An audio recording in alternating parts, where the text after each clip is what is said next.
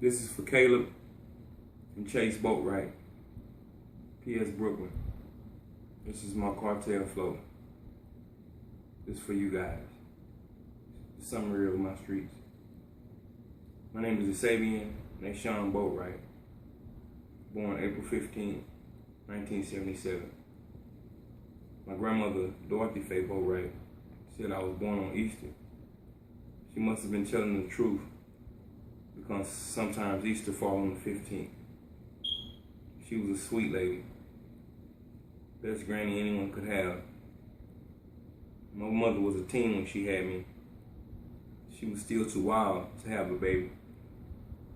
You only carried this baby, but I'm the mama, my grandmother said. I briefly remember my dad. Never really got to know the man.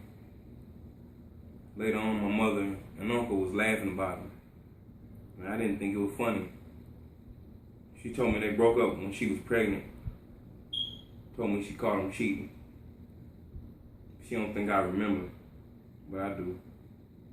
This is just one side of the story.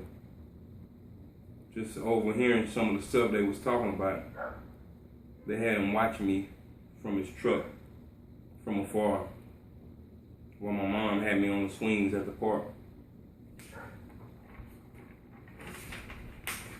They actually thought it was funny. Man, they did him like that. My uncle told me when I was about 2, my mom was changing my Pampers in the back room. My uncle and friends were in the front part of the house drinking beer when the cops came and busted hard. They stuck 4 ounces of cocaine in my pamper. My grandmother came while the cops were there, so they let my mom leave with her. They didn't even check us. My mother met a Jamaican guy when I was about 6 years old. His name was King Roots. My mother was attracted to the Jamaican lifestyle. She stopped eating pork and even grew dreads. He wanted us to move to New York with him. My mother was adventurous, but my grandmother was skeptical. But my mom was going. My grandmother pleaded with her not to go, but my mom went anyway. It made my grandmother start back drinking again.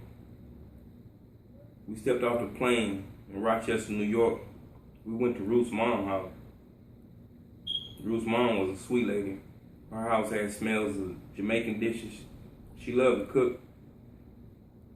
I got enrolled in school and everything seemed well. Ruth's was a big-time weed dealer. He had Rochester on lock. The Jamaicans in New York called the drug houses gates, and Roots ran the gates.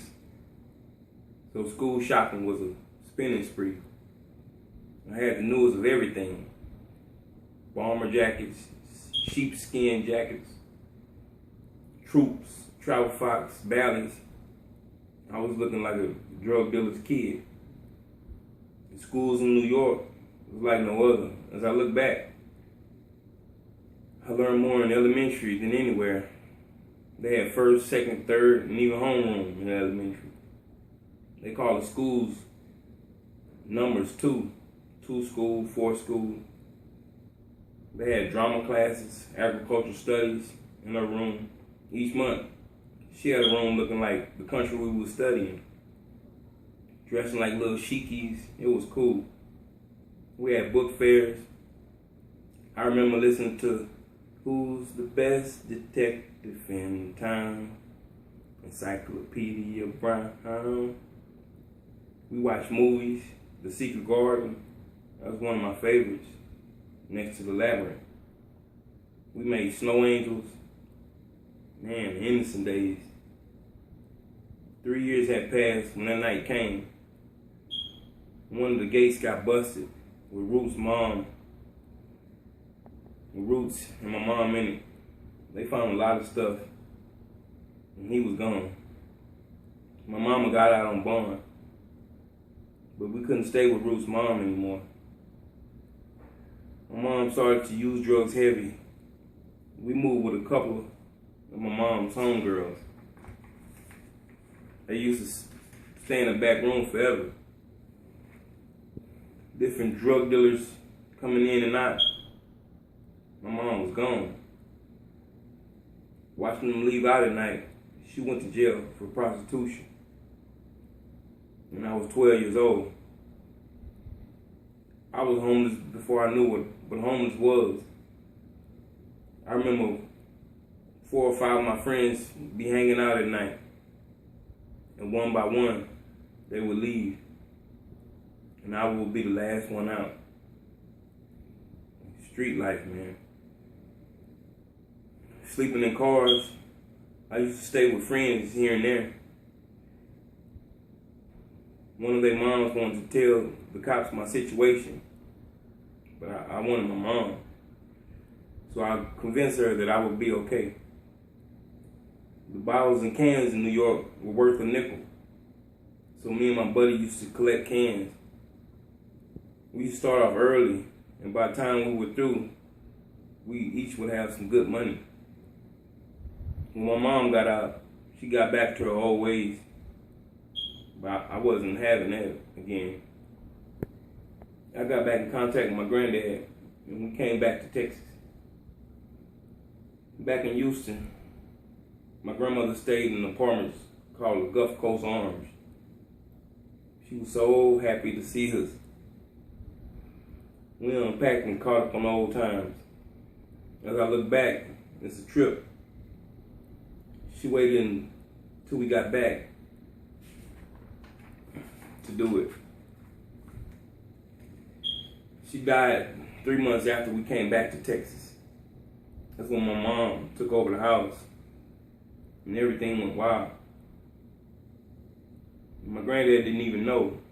He hardly came around. My mom was so street smart, she was hooking up with old time friends who are now drug dealers. She was showing them how to really cook it up. She knew this hustler named Cricket. He was amazed that this little boy was so much street smart. So he took me under his arms. I used to ride with him, and he basically showed me what he do. The whole operation. I started living with him. He was a brick man. He used to cook up a whole kilo and break it down into $25 pieces. Some would be so big you could sell them for $50, no problem. I was a pack man. Bag of $1,000 worth of quarter rocks. Drop off and pick up all day long, north and south side. I went to a school called Key. That's where I met some friends I would never forget. Poochie, Poppy, Pat Mohead. Their street persona matched mine. As little dudes, they drove to school when they came. Dope dealing dropouts.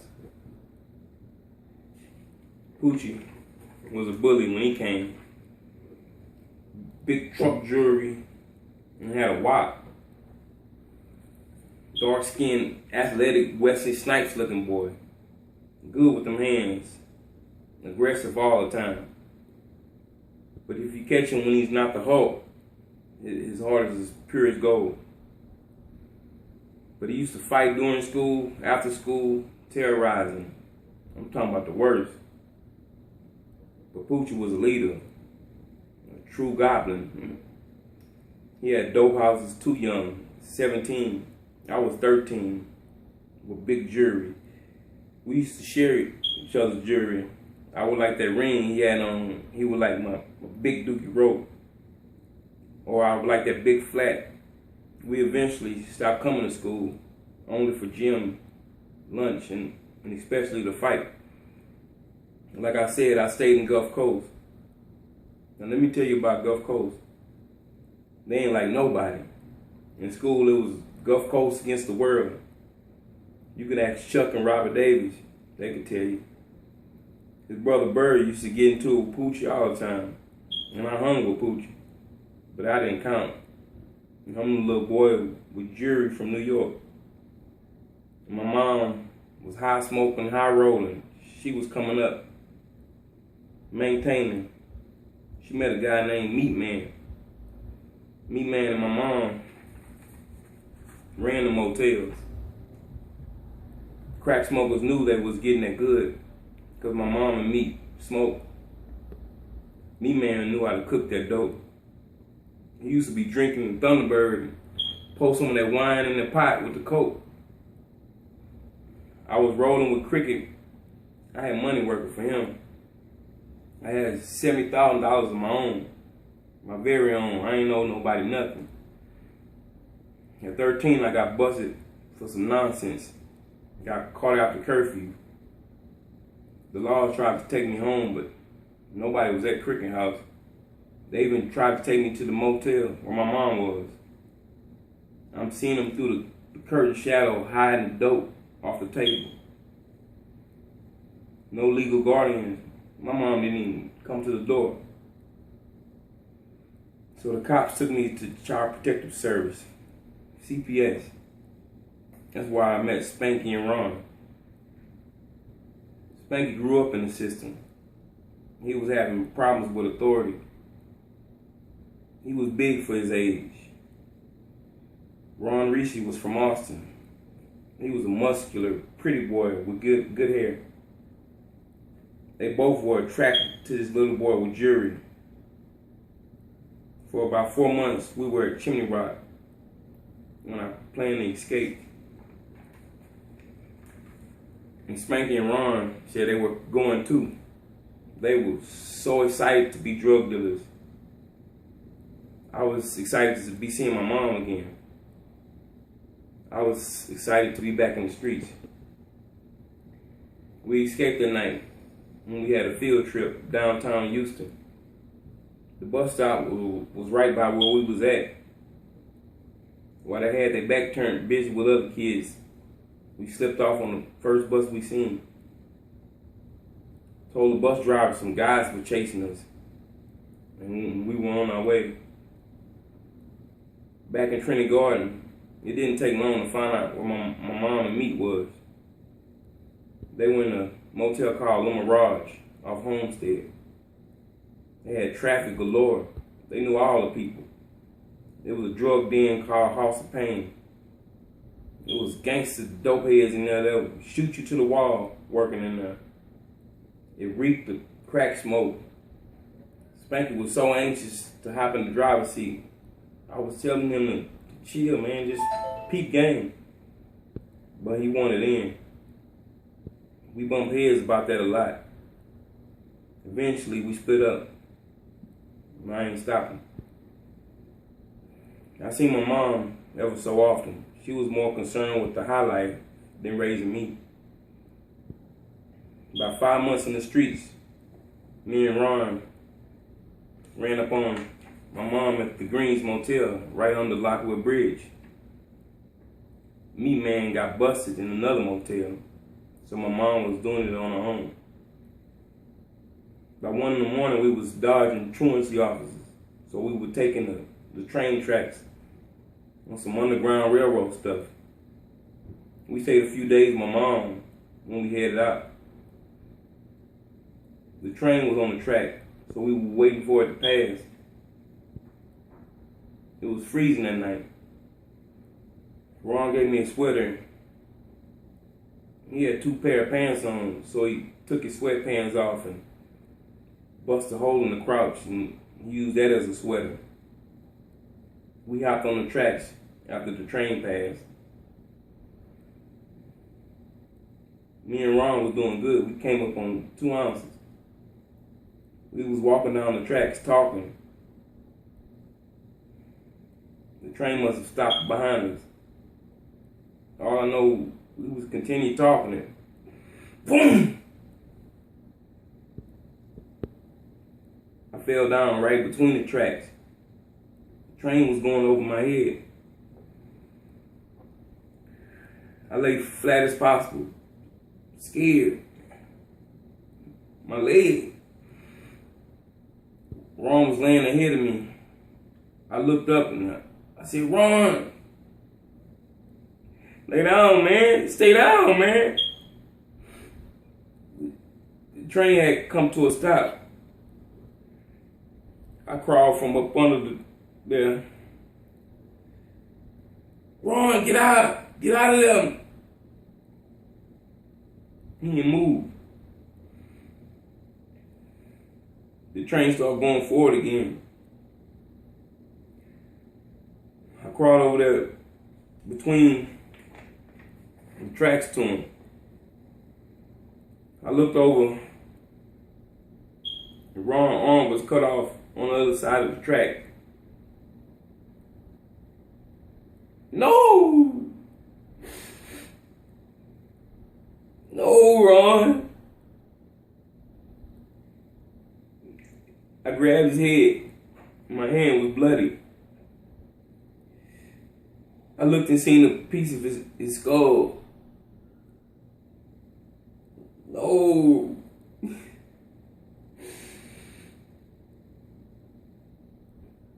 The cops came, news people. I'm in the back seat in the police car. I lied at first, scared they would find out we were runaways. I told them I ain't know him. But then I told the truth. I said, he's Ron Reese. He's from Austin.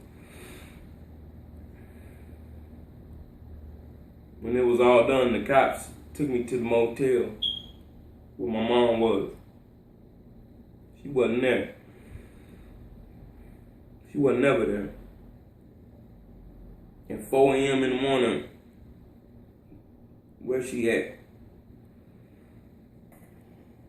They took me about one of my mom's smoking buddy's house, and she was there.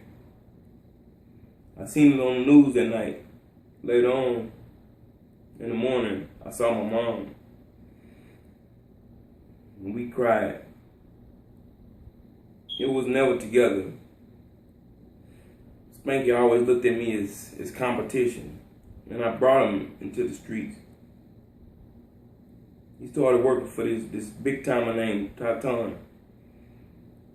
Tartan was in competition with cricket, trying to see who could outshine who. Spanky ran one of Tartan's dope houses. He had grimy dope heads working for him. He was there about 5 months till they got busted. Sent up the river, man. Ron Reese dead. Sharif, Spanky Muhammad in jail. And they just made it to the streets. Drug dealer's dream. And gone within a year. Next month, my mom got busted again. I started hanging with Poochie and company. Real tough. We ran the dope houses. We actually lived in the houses. Nice furniture. Kept the dope fiend with food stamps. Refrigerator full of food. Girls skipping school coming there. We used to leave out 3 in the morning. 5 or 6 cars deep. Everybody on swingers. Hitting at Galveston Beach. Like I told you, Poochie was a bully, bottom line. But if he knew you, he would pack fair. But 80% of the time, he was Mr. Hyde. So he had enemies. He used to get in fights all the time, everywhere. Never changed. But he was cool with people he knew. He had love in him. I'm gonna put it that way. Back when I was staying in Gulf Coast, my mom used to have a lot of friends stop by. One of her friends' name was Junior Watson. He used to steal cars a lot. He used to always look out for me. One of them penitentiary crackheads. He smoked crack. But at the same time, he'll put you on your back. He was good with them hands. He always had a towel around the stern column of every car he drove. One night about 1 o'clock in the morning, he came by. I heard music. I looked out the window. It was Junior Watson in a brand new dually. He seen me looking out the window and called, "Come here." I came out the room. He hopped out the truck with a silk shirt on, flashy jewelry. I asked him, what happened, man? Where you get all this stuff? He hurried up and flew by me and dipped in my room. I came in behind him and he had a briefcase handcuffed to his wrist. I said, man, what happened? What you did? Say, little dude, I told you don't worry about it. He unlocked the briefcase from his wrist. He did the combination and it was filled with cash. 9 ounces cooked up. He had a crack pipe in there too. I was like, man, what happened? He finally broke and said, man, we were riding around looking for something to get into, and I saw this U-Haul van in the parking lot. We stole it and we was riding around. Then I snapped. Let me see what's in the back. He found 150 kilos, man. I said, man, you lying, Junior. He said, serious. He pulled out the crack pipe, broke off a piece of the cookie and stuffed it. He lit it and threw me a stack of cash. He told me to ride with him. We drove forever on the freeway. We went to his mom's house. We opened the front patio.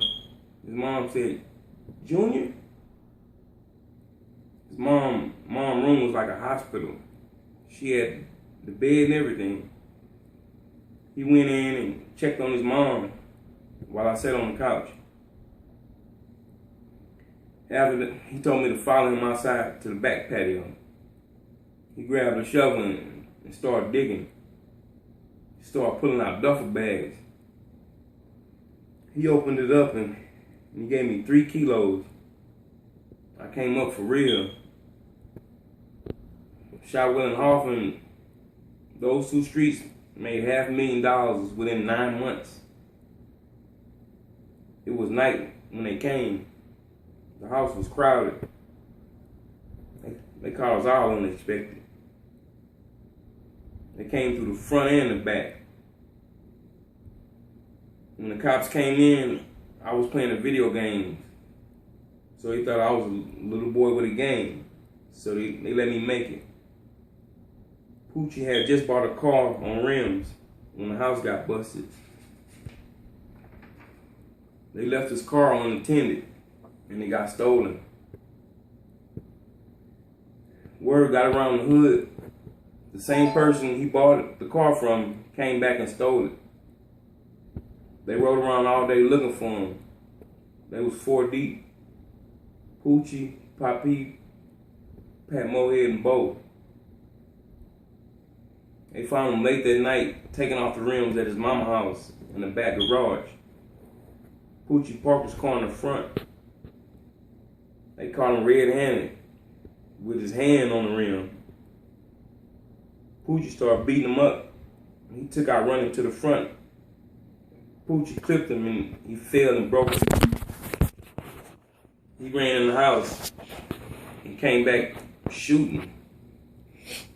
Poochie had the trunk of the car up. The first shot slammed the trunk closed. The second shot caught Papi in the face. Poochie had a shotgun and he unloaded it through the glass burglar bar. Papi was laid out. The dope house got busted. Papi dead. The hood was too hot. About a month later, all that bullying came back to haunt Poochie. He got killed on his own street, right down the way from his mama's house. A few of us got away and went to this hotel on the other side of town to lay low. I walked to the ice machine and a few dope heads asked, do I know what's something to get something at? I ain't trust them, so I said no. Well, we might have a new spot. And it was too much traffic over there. We stayed there for about 2 months till this night came. We had some girls by. This Indian guy came to the room with a backpack. He had some weed in it. I had changed some crack for some. I had the biggest Turkish rope they made. It was about 4 of us in the room with the girls. And I had no shirt on, breaking down the weed. One of my buddies said, I want to go get something to eat. So everybody left. I told him to bring me something back. I rolled up the fattest joint. We was making money in only 2 months. I fired up the joint. It was some good weed.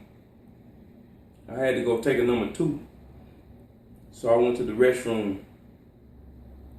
I took all the money and dope out my pocket, set it on the bathroom sink, and took down my shorts. I felt the buzz. It was some good. Sitting on the toilet about 2 minutes. When all of a sudden, boom! And I froze. Had the police busted us already. I sat on the toilet silent. Boom! The bathroom door flew open. That's all I remember. I got shot in the head. He didn't even get what they was coming for. They left me, a little boy, sprawled on the floor for dead at age 15. I woke up 3 weeks later in Bentard. I looked around and seen them with white sheets. I had staples in my head. My whole head was swollen. It didn't take me long to start remembering. I remember I was a little boy whose mom made a poor decision, and I watched her, and I made a poor choice. But I don't falter. I still love her. I wouldn't be who I am today.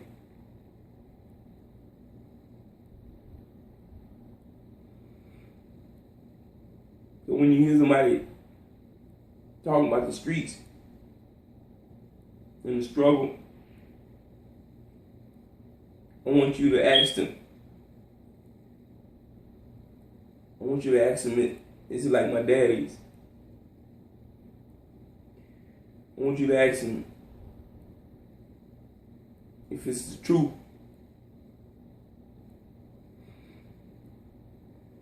The truth will set you free. And my boys, y'all stick together through it all, man. Cause caring and realizing togetherness equals love. Cartel.